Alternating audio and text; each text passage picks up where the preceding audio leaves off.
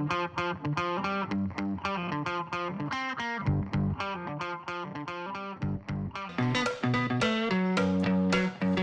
to the Washington Defender podcast. I'm your host, Pastor Brian Noble, CEO of Family Policy Institute of Washington, and we're out here at the Rona Convention Center in Ocean Shores, and we're a lot of conservatives meeting together just to figure out what we can do to win back our state. And so I have a great guest here, Mr. Anthony. Anthony, introduce yourself today.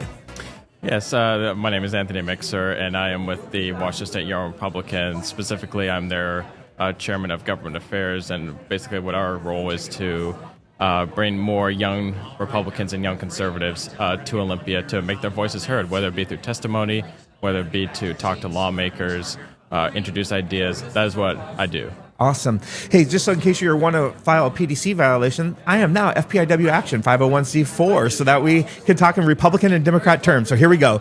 Yes. So you're a young Republican. This is great. And you are influencing, giving ideas and concepts. Tell us about your background. Where did you come from? Are you a Washingtonian all your life, or did you come from somewhere else? Or I have been a Washingtonian all my life. Yeah. I was born in Tacoma, adopted by my parents just a couple days after I was born. I've lived in the Lewis County area all my life.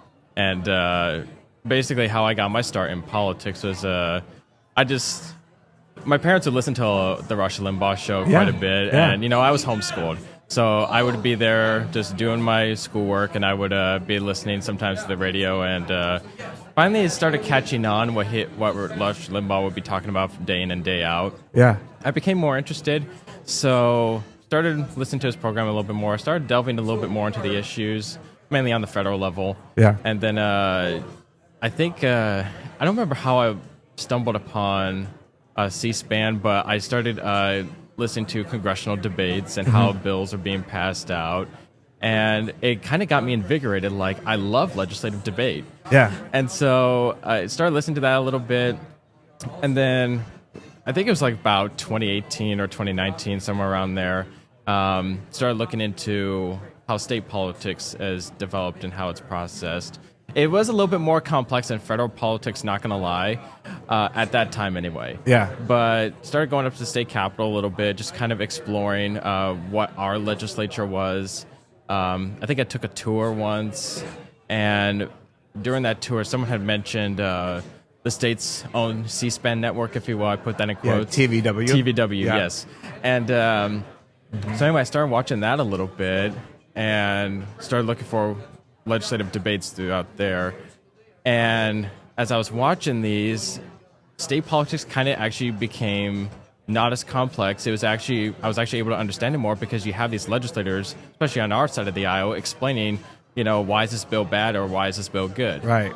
And so anyway, I started delving in a little bit more into state politics, and pretty much since then, that's all I've done is state politics. That's excellent. I kind of started drowning out the federal politics a little bit more because I realized I mean, you could talk about federal politics on social media a little bit, right. But just to put your energy and activism towards that is not as great because we live all the way on the other side of the country. We're about 3,000 miles away. So this gives you a practical way to step out and do something that impacts, well, in our case, 7 million people's lives, right? Exactly. So, Well, now being 8 able to million testify. people now. Yeah, about 8 million. We're almost there, and 5 million voters.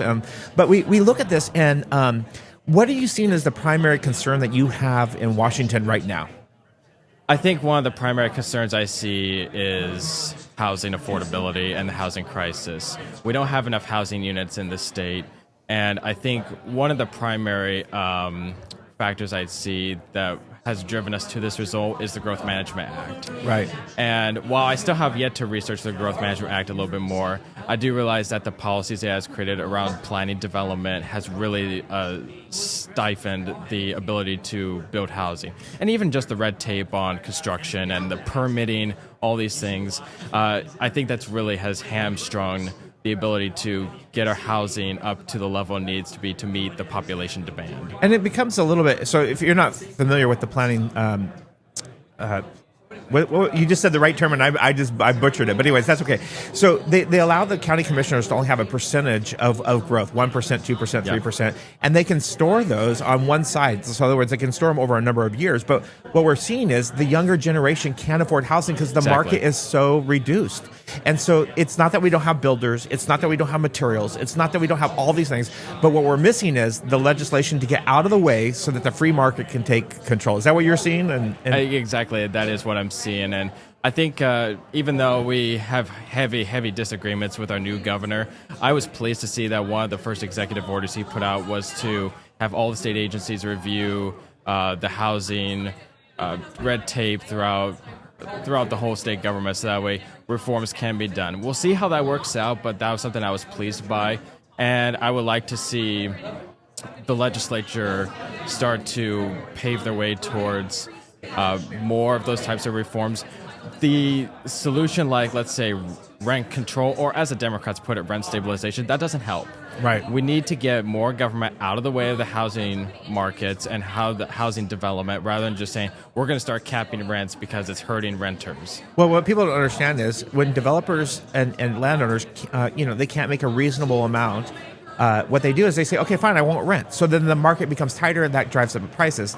A free market really balances the system, because then people build more houses. They can either do quantity or quality builds. And so I think that is an incredible issue for us as conservatives to focus in on the housing. Exactly. And Anthony, it has been a pleasure to have you on today. I hope you'll come back on. We do remote recordings as well as live ones like we're doing today, but to have you on and just talk about these issues and hear your concerns. Exactly. And one point I'll add is that, it's become more apparent recently that we do need to get more of our young Republicans to Olympia to testify on these issues. Not just housing, but I mean guns, a whole type of variety of issues that we need to raise our voices on.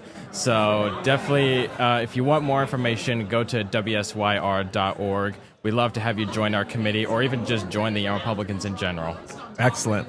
Well, you heard it from Anthony today. We need those young Republicans to step up and defend and advance these conservative values in the public square. If you haven't downloaded the Washington Defender app, I want to encourage you to do so. It's a centralized location, one place to learn, one place to take action in the political realm here in Washington State. You can go to your Google Play or Apple App Store and download that today. It's the Washington Defender app. Like we like to say out there, go out there and make a difference by being engaged in the public square. God bless.